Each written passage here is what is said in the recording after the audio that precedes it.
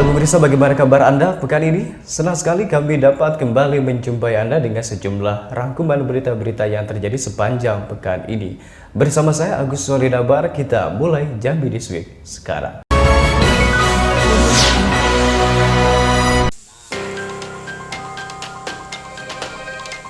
Satuan Reserse Narkoba Polres Bungo selama rentan waktu 2 pekan terakhir berhasil mengungkap peredaran narkotika jenis sabu, ganja, dan ekstasi, serta menangkap para pelaku yang diduga sebagai pengedar narkoba.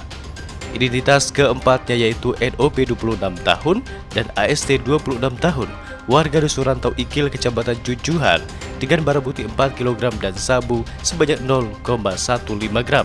Kemudian RI 35 tahun, warga Tanjung Gedang, Kecamatan Pasar Muara Bungo, dengan barang bukti sabu seberat 49,24 gram.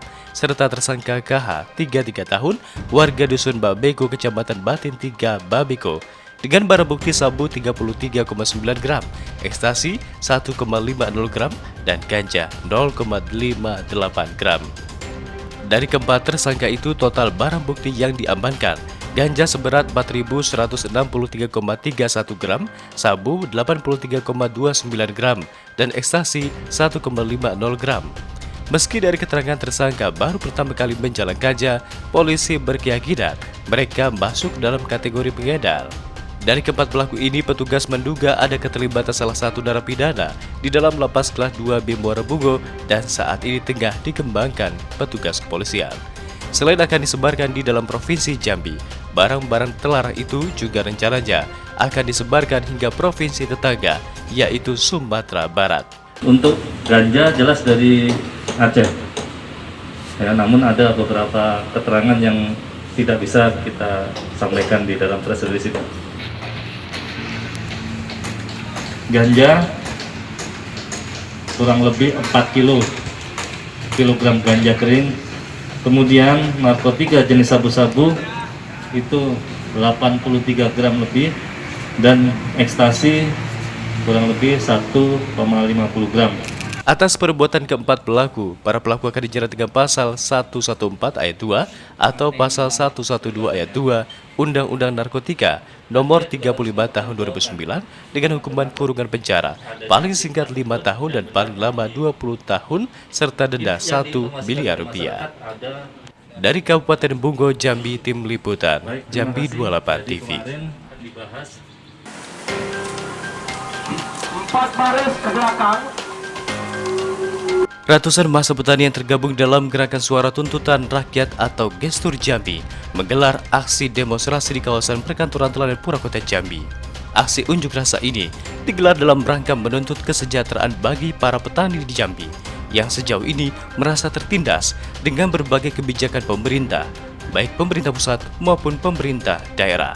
Aksi tersebut juga digelar bertepatan dengan peringatan Hari Tani ke-60 secara nasional. Massa secara tegas menuntut pemerintah pusat untuk menghapuskan rancangan Undang-Undang Omnibus Law serta melaksanakan reformasi agraria dengan baik, termasuk menghentikan intimidasi dan kriminalisasi terhadap petani. Di mana RUU Omnibus Law Cipta Kerja jika nantinya benar-benar disahkan menjadi undang-undang, maka akan sangat merugikan para pekerja buruh dan hal-hal negatif lainnya. Selain itu, massa juga meminta pemerintah Provinsi Jambi untuk mencabut izin perusahaan yang telah menggusur tanah rakyat dan melakukan perusahaan di lingkungan di Jambi. Selain itu, meminta pemerintah Provinsi Jambi untuk menutup perusahaan yang telah melanggar HAM karena menyerobot lahan milik warga masyarakat, termasuk mengevaluasi semua izin perusahaan HTI serta tambang dan sawit yang ada di Provinsi Jambi. Permintaan tersebut lantaran pemerintah Provinsi Jambi hingga saat ini tidak memberikan perhatian terhadap kesejahteraan para petani di Jambi. Di satu sisi mau pemerintahan Jokowi maupun daerah juga enggan untuk melaksanakan reforma agraria sejati, yang dimana janjinya nawacita Jokowi 9 juta hektar itu kita nyatakan 0%, karena justru mereka hanya sertifikasi tanah-tanah yang sudah dihuni tetapi tidak pernah memberikan restitusi dan jaminan kepastian kepada kaum tani atas hak atas tanah yang selama ini diperjuangkan. Nah, di satu sisi lain juga bahwa kita hari ini sedang mengalami bencana besar, yaitu akan lahirnya suatu RUU Omnibus Law yang mana sedang dibahas di DPR saat ini. Kita meminta itu untuk segera dibatalkan, sekarang juga tanpa syarat. Dari Kota Jambi, Arta, Jambi 28 TV.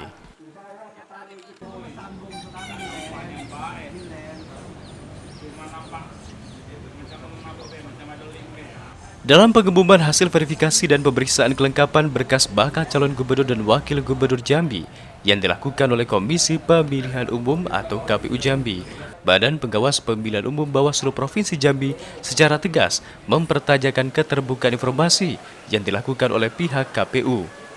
Pasalnya terkait hasil pemeriksaan kesehatan jasmani dan rohani para bapak salon gubernur dan wakil gubernur Jambi itu, yakni pasangan Al-Haris Abdullah Sani, kemudian Cendra Ratu Budawaroh, serta Fahrul Umar Syafril Nursal, yang kini malah telah resmi ditetapkan sebagai calon gubernur dan calon wakil gubernur Jambi. Belum ada satupun dari hasil pemeriksaan kesehatan tersebut yang dipublikasikan kepada masyarakat, baik oleh KPU sendiri maupun tim kesehatan yang telah ditunjuk untuk menjalankan proses pemeriksaan kesehatan calon gubernur dan calon wakil gubernur Jambi itu. Padahal, informasi ini menurut pihak Bawaslu adalah hal sangat penting untuk diketahui oleh masyarakat, yang nantinya mempermudah masyarakat untuk memilih pemimpin di daerahnya guna melanjutkan proses pembangunan khususnya bagi para pemilik hak suara. Proses penetapan pasangan calon, kami melihat memang secara persyaratan calon dengan persyaratan pencalonan, kami sudah melakukan proses verifikasi dan faktual. Nah, tadi yang saya sampaikan berkaitan, kami mempertanyakan berkaitan tentang hasil tes kesehatan. Tes kesehatan jasmani, rohani, ya kan? Kalau jasmani itu kan pemeriksaan tubuh ya, luar maupun di dalam. Kalau rohani itu ada rangkaian kegiatan tes rohani, mulai dari psikologi sampai ke tes narkoba, ya kan? Nah, kami belum melihat keterbukaan dari hasil tim yang melakukan pemeriksaan tadi yang disampaikan oleh KPU, ada dari ID, ya kan, ada dari pihak-pihak terkait yang melaksanakan tes kesehatan. Kendati demikian, KPU Jambi menyatakan bahwa terkait hasil pemeriksaan kesehatan jasmani dan rohani, para kandidat Pilkada serentak 9 Desember mendatang itu seluruhnya sudah diserahkan kepada pihak Bawaslu dalam rapat pleno terbuka. Dan hasilnya tidak ada satupun yang berpotensi untuk menggugurkan pencalonan para paslon. Hanya saja saat melakukan verifikasi berkas bakal calon, ditemukan beberapa hal yang perlu untuk diperbaiki ketiga para pasangan calon gubernur Jambi itu. Dan seluruhnya sudah diperbaiki sebelum batas perbaikan berakhir. Dengan begitu, berkas dan syarat para bakal calon tersebut telah lengkap dan memenuhi syarat. Sih bukan ketidakterbukaan informasi, ya kan? Karena kami melakukan proses verifikasi itu sangat terbuka, ya kan? Kami mendapatkan dokumen itu kan pagi, tanggal 12, karena memang itu adalah hari terakhir tim pemeriksa kesehatan menyerahkan kepada KPU. Nah, kemudian tanggal 12 itu juga kami melakukan pleno. Maka kita dorong betul rumah sakit agar menyerahkan dokumen itu pagi. Sehingga kami sore atau malam melakukan pleno, sudah ada dokumen. Sudah bisa kita melihat dokumen syarat terkait pemenuhan kesehatan jasmani dan rohani dan bebas narkotika ini apakah sudah memenuhi syarat atau tidak gitu ya kan, karena itu kan harus masuk ke dalam dokumen berita acara yang kan kami sampaikan kepada Bapak Paslon gitu. Nah, itu yang pertama. Sebenarnya bukan tidak terbuka, sangat terbuka kita sama teman-teman Bawaslu, ya kan. Dan kita juga pleno dan besok paginya kita serahkan itu secara resmi seperti tadi dalam rapat pleno terbuka. Dari Kota Jambi, Arta, Jambi 28 TV. Tim Resmo Polda Jambi yang dibantu tim Resmo Mabes Polri berhasil mengamankan seorang pria berinisial BA 35 tahun yang merupakan pelaku penculikan bayi berusia 2 bulan. Penangkapan pelaku ini dilakukan di wilayah Jakarta Utara pada hari Senin lalu sekitar pukul 1 dini hari. Penangkapan terhadap pelaku berawal dari adanya laporan dari korban, yakni Intan Ayu Lestari pada Sabtu 19 September sekitar pukul 23.30 malam, yang mana anak dari korban yang masih berusia 2 bulan telah hilang diculik oleh pacarnya sendiri. Penculikan sendiri berlangsung di kediaman rumah korban di kawasan Jalan Barau-Barau RT 24 Kelurahan Pakuan Baru, Kecamatan Jambi Selatan, Kota Jambi. Atas laporan penculikan anak tersebut, tim Resmob langsung melakukan penyelidikan dan mengetahui keberadaan pelaku kabur ke Jakarta, dan pelaku berhasil ditangkap dalam kurun waktu kurang dari 2 kali 24 jam. Sementara anak korban berhasil ditemukan di rumah teman pelaku yang berinisial N di kawasan Jalan Sersan Darpin RT 15, Kelurahan Eka Jaya, Kecamatan Palmerah, Kota Jambi. Kepada temannya, pelaku mengaku anak yang dititipkan tersebut merupakan anak kandungnya yang terpaksa harus ia titipkan lantaran sang ibu pergi. Setelah dilakukan pemeriksaan terhadap pelaku, terungkaplah bahwa motif pelaku nekat menculik bayi berjenis kelamin perempuan tersebut lantaran sakit hati karena lamaran pelaku kepada ibu korban yang sudah 3 bulan menjadi pacarnya itu ditolak. Karena kesal, ia pun kemudian nekat membawa kabur bayi kekasihnya itu dan berencana akan menjualnya. Tak hanya itu, pelaku juga sempat mengancam akan membunuh bayi yang diculiknya. Di mana pelaku melarikan diri ke wilayah Jakarta dan telah ditemukan di daerah Tambora pada tanggal 21 dini hari. Dari pengembangan yang ada, bahwa pelaku rencananya memang akan menjual bayi itu. Namun karena kondisi bayi tersebut masih sakit sehingga dititipkan di rekannya di Jambi. Dari pelanggaran dari perlakuan tersebut kita dapat mengenakan yang bersangkutan dengan pasal 87 Yunto 76 Undang-Undang 35 tahun 2004 yang diperbarui Undang-Undang Nomor 23 tahun 2002 tentang perlindungan anak. Selain mengamankan pelaku, polisi juga menyita sejumlah barang bukti berupa 2 buah handphone milik pelaku dan 1 buku kelahiran dari Rumah Sakit Umum Kota Abdul Badab. Saat ini, bayi korban penculikan telah dikembalikan kepada ibu kandungnya untuk mendapatkan perawatan dan pelaku ditahan di Mapolda Jambi guna menjalani pemeriksaan lebih lanjut. Dari Jambi, tim liputan Jambi 28 TV. Berbeda dari biasanya yang selalu ramai saat jam dinas, suasana kantor Gubernur Jambi kini tampak legang dari berbagai aktivitas.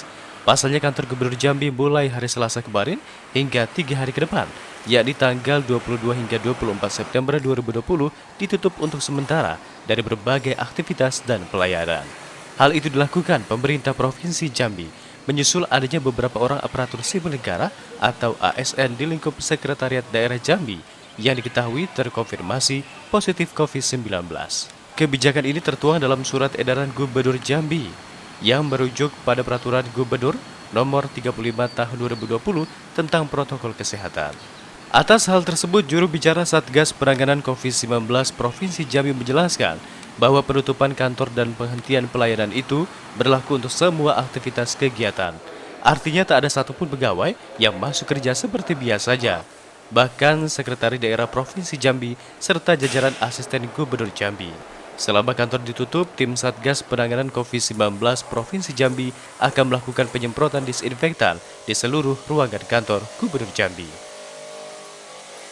Pegawai ASN tersebut untuk tidak melakukan banyak kontak dengan orang lain. Yang kedua, dalam hal ditemukan kasus terkonfirmasi positif COVID-19 di tempat kerja, agar menutup kantor dan menghentikan pelayanan selama 3 hari serta melakukan penyemprotan disinfektan di lokasi kantor. Apabila kasus serupa kembali terjadi di salah satu dinas di Provinsi Jambi, nantinya juga akan diberlakukan hal yang sama, yakni dengan melakukan penutupan kantor selama 3 hari. Dan bagi pegawai yang kondisinya menurun atau tidak sehat, sama sekali tidak diperkenankan untuk bekerja di kantor seperti biasa. Dari Kota Jambi, Arta, Jambi 28 TV.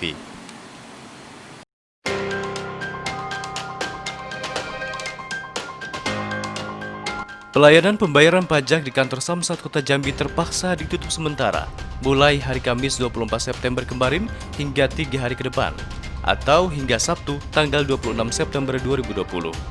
Penutupan layanan itu dilakukan setelah adanya seorang aparatur sipil negara atau ASN di kantor tersebut yang terkonfirmasi positif COVID-19. Hal ini diketahui berdasarkan update data dari Satgas Penanganan COVID-19 pada hari Rabu tanggal 23 September lalu, di mana ada 9 orang yang kemudian dinyatakan terkonfirmasi positif COVID-19. Dan salah satunya ialah pasien dengan register 393 yang merupakan ASN di kantor Samsat Kota Jambi. Pasien tersebut merupakan perempuan berinisial DN yang berusia 40 tahun. Atas adanya peristiwa ini, Satgas Penanganan COVID-19 Provinsi Jambi berdasarkan surat keputusan yang telah dikeluarkan pemerintah yang ditandatangani oleh penjabat Sekda Provinsi Jambi, memutuskan untuk menutup sementara seluruh aktivitas pelayanan pembayaran pajak kendaraan bermotor di salah satu kantor Samsat di Jambi. Untuk itu, pelayanan pembayaran pajak kendaraan bermotor akan dilakukan melalui aplikasi e-Samsat dalam 3 hari ke depan. Termasuk selama 3 hari ke depan, Satgas Penanganan COVID-19 juga akan melakukan penyemprotan disinfektan di seluruh ruangan kantor Samsat Kota Jambi itu. Kendati demikian, banyak wajib pajak yang tetap mendatangi kantor Samsat Induk di Kota Jambi untuk melakukan proses pembayaran pajak lantaran tidak mengetahui bahwa kantor tersebut ditutup. Lantaran tak bisa membayar pajak, masyarakat pun bingung dan kecewa karena tak bisa membayarkan pajak kendaraan bermotornya.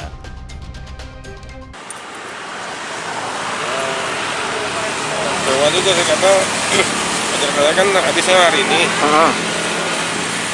Kalau lewat tanggal kan biasanya kena denda nih. Iya. Nah ini nanti kena denda apa enggak nih? Pertanyaan nanti kalau ada semacam keringanan kan, ya nggak apa-apa. Sebelumnya belum tahu Pak ya? Belum tahu sih. Makanya saya kerja pagi-pagi di sini. Dari Kota Jambi, Arta, Jambi 28 TV.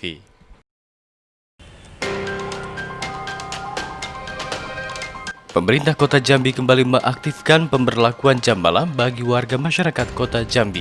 Tindakan itu diambil Pemkot Jambi pasca Wali Kota Jambi Syarif Pasha terkonfirmasi positif virus corona. Aturan itu akan kembali mengatur diperbolehkannya masyarakat untuk melakukan berbagai aktivitas di luar rumah maksimal hingga jam 11 malam. Bahkan pemerintah Kota Jambi juga meminta pemberlakuan jam malam bagi warga masyarakat Kota Jambi itu dilaksanakan di setiap kecamatan, yang nantinya dikomandoi langsung oleh jajaran camat serta lurah di seluruh wilayah Kota Jambi dengan dibantu jajaran TNI Polri, termasuk dengan berbagai operasi justisi, pemberlakuan peraturan Wali Kota Jambi nomor 22, baik di siang hari maupun di malam hari. Yang salah satunya mengatur pemberian sanksi denda maupun sanksi administrasi bagi masyarakat maupun para pihak yang tidak menerapkan berbagai aturan protokol kesehatan. Tim gugus tugas tambah, intensitasnya tambah. Jadi hari ini rapat, nanti diputuskan termasuk kecamatan harus terus melakukan operasi jam malam. Dan lebih penting dari itu sebetulnya kesadaran masyarakatnya yang penting. Seberapa tingginya tim aktivitasnya, tapi kalau masyarakatnya nggak menyadari bahwa dirinya terancam, ya tetap saja akhirnya kucing-kucingan kan, petugas di sini dia lari ke sana. Jadi yang paling penting rekan-rekan media juga menginformasikan. Kendati demikian, pemerintah Kota Jambi meminta masyarakat untuk tidak panik berlebihan pasca Wali Kota Jambi terkonfirmasi positif COVID-19. Hanya saja pemerintah meminta seluruh masyarakat untuk terus menjalankan protokol kesehatan dimanapun berada, agar selalu terhindar dari resiko paparan virus corona yang dapat menyebabkan kematian tersebut. Dari Kota Jambi, Arta, Jambi 28 TV. Atas zona kuning atau resiko rendah penyebaran COVID-19 yang kini disandang Provinsi Jambi, termasuk 10 kabupaten kota lainnya, bahkan zona oranye atau resiko sedang yang kini ditorehkan Kabupaten Bugo. Pemerintah Provinsi Jambi secara tegas mengambil keputusan untuk tidak menerapkan pembelajaran tatap muka bagi siswa SMA sederajat, baik negeri maupun swasta di seluruh wilayah Jambi. Langkah ini diambil lantaran pasien terkonfirmasi positif COVID-19 di Jambi masih terus bertambah. Bahkan penambahan hampir terjadi di setiap harinya. Guna menghindari resiko penularan serta merujuk pada perimbangan Satgas Penanganan COVID-19 Provinsi Jambi, hingga kini pemerintah Provinsi Jambi masih memutuskan untuk menerapkan pembelajaran secara daring atau virtual bagi siswa SMA sederajat tersebut.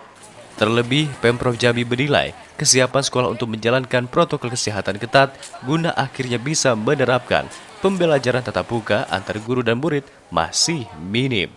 Kendati demikian, pemerintah Provinsi Jambi tetap memberikan kewenangan penuh bagi pemerintah kabupaten kota di seluruh wilayah Provinsi Jambi untuk menerapkan kegiatan belajar mengajar tatap muka di sekolah, khususnya bagi wilayah yang berzona kuning resiko penyebaran COVID-19, berdasarkan petunjuk baru dari Kementerian Pendidikan.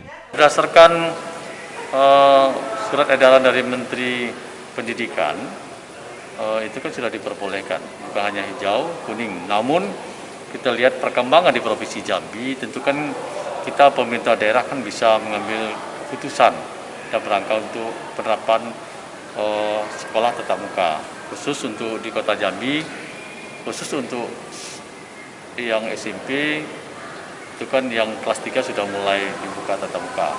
Kemudian khusus bagi Kabupaten Bugo yang kini berjanda status zona oranye penyebaran COVID-19, pemerintah Provinsi Jambi meminta pemerintah Bugo untuk segera mengambil langkah-langkah cepat guna menekan terjadinya penyebaran virus itu. Dari Kota Jambi, Arta, Jambi 28 TV.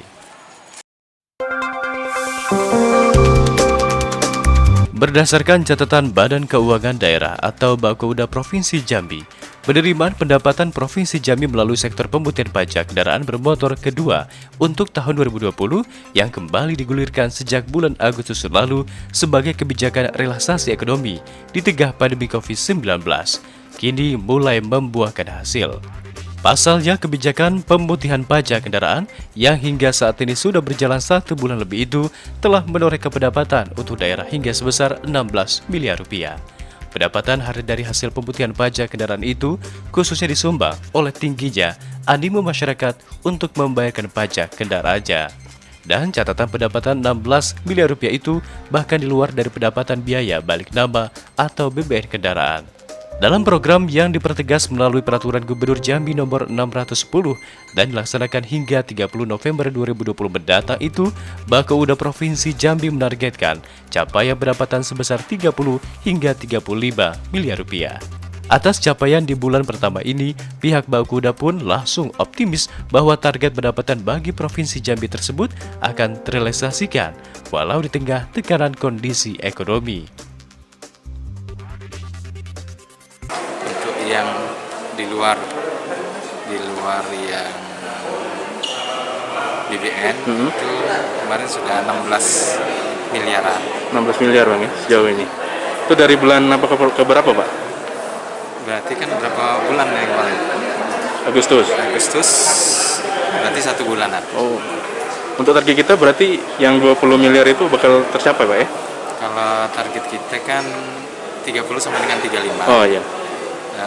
Kalau melihat dari tren itu, insya Allah tercapai. Bapkeuda Provinsi Jambi juga menyatakan bahwa dalam pelaksanaannya, terutama di seluruh kantor Samsat yang ada di seluruh Provinsi Jambi, tidak mengalami kendala. Para wajib pajak atau WP sudah mengerti dan memahami panduan penerapan protokol kesehatan selama melakukan aktivitas pembayaran pajak di kantor Samsat. Dari Kota Jambi, Arta, Jambi 28 TV. Pihak penyelenggara pemilihan kepala daerah telah menetapkan seluruh bakal pasangan calon menjadi pasangan calon pilkada serentak tahun 2020. Bahkan pada Kamis 24 September 2020 juga dilakukan pencabutan nomor urut para paslon yang telah ditetapkan tersebut. Sehingga seluruh jajaran Komisi Pemilihan Umum atau KPU di Kabupaten Kota diminta untuk menertibkan alat peraga kampanye atau APK sejumlah pasangan calon. Untuk itu, KPU Kota Jambi sendiri setidaknya dalam kegiatan tersebut menurunkan sebanyak 48 APK yang tersebar di 11 kecamatan sekota Jambi, khususnya dalam baliho billboard. Sedangkan untuk yang berbentuk spanduk akan dilakukan oleh pihak PPK dan PPS di masing-masing kecamatan. Penurunan APK ini tak hanya secara manual, namun juga menggunakan alat kren milik DLH Kota Jambi untuk mempermudah pekerjaan. Dalam penurunan APK kali ini, pihak KPU Kota Jambi juga menggandeng jajaran TNI Polri, termasuk Bawaslu, serta DLHD dan Satpol PP Kota Jambi untuk melakukan kegiatan tersebut. Dari Kota Jambi, Arta, Jambi 28 TV.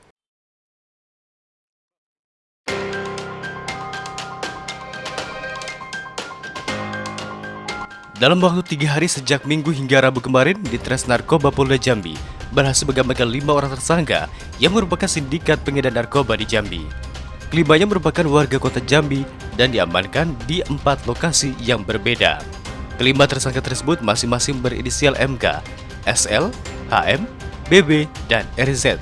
Selain mengamankan para tersangka, petugas juga berhasil mengamankan 20 paket diduga sabu seberat 553 gram, 7 unit handphone Android, 1 unit mobil, sebuah tas, timbangan digital, uang, beberapa plastik kosong, dan 1 pipa paralon plastik.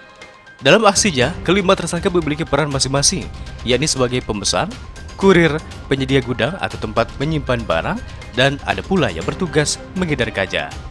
Dari hasil penyelidikan diketahui jika narkoba tersebut diambil di wilayah Tunggal Ilir, Kabupaten Tanjung Jabung Barat, Jambi, dan akan diedarkan di 3 lokasi berbeda, seperti Bayu Lencer, Provinsi Sumatera Selatan, di Kabupaten Muara Jambi, serta di Kota Jambi. Dari hasil penyelidikan diketahui jika terdapat jaringan lapas dalam kasus ini, dan 2 orang masih dilakukan pengejaran untuk mengungkap seluruh jaringan dalam sindikat ini. Kelimanya ini sudah dilakukan pemeriksaan, dan dari alat bukti yang didapat dari tim penyelidik yang melakukan penyelidikan sudah cukup bukti untuk bisa kita tingkatkan kasusnya ke penyidikan. Saat ini kelima pelaku beserta barang bukti telah diamankan di Mapolda Jambi guna proses lebih lanjut. Dari Jambi, tim liputan Jambi 28 TV.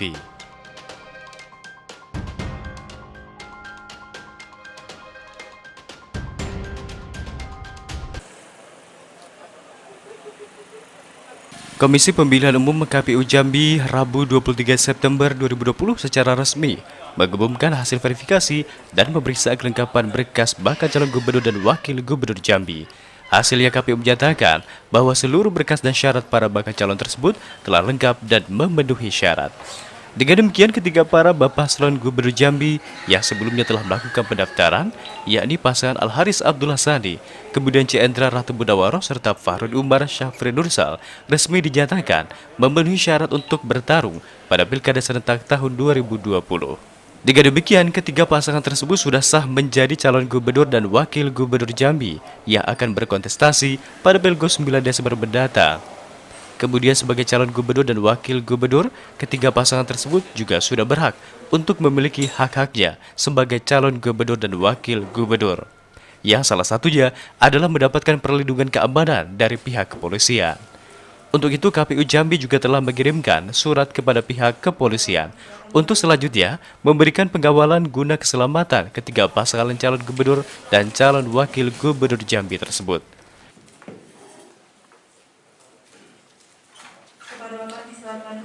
Kami sudah menyiapkan surat kepada pihak kepolisian, ke Polda, agar mereka ini diamankan. Sebab menurut ketentuan setelah ditetapkan oleh pasangan calon, mereka ini berhak dapat pengamanan oleh negara.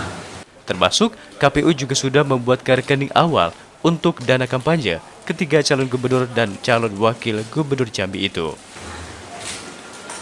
Kemudian di samping itu juga kami juga sudah siapkan surat pengantar untuk membuka rekening awal dana kampanye di bank, Di samping itu juga dari Kota Jambi, Arda, Jambi 28 TV. Dan informasi ini juga menutup kebersamaan kita di Jambi This Week edisi kali ini. Mewakili kerabat kerja, saya Agus Solinabar pamit. Terima kasih atas perhatian Anda. Selamat berakhir pekan. Sampai jumpa.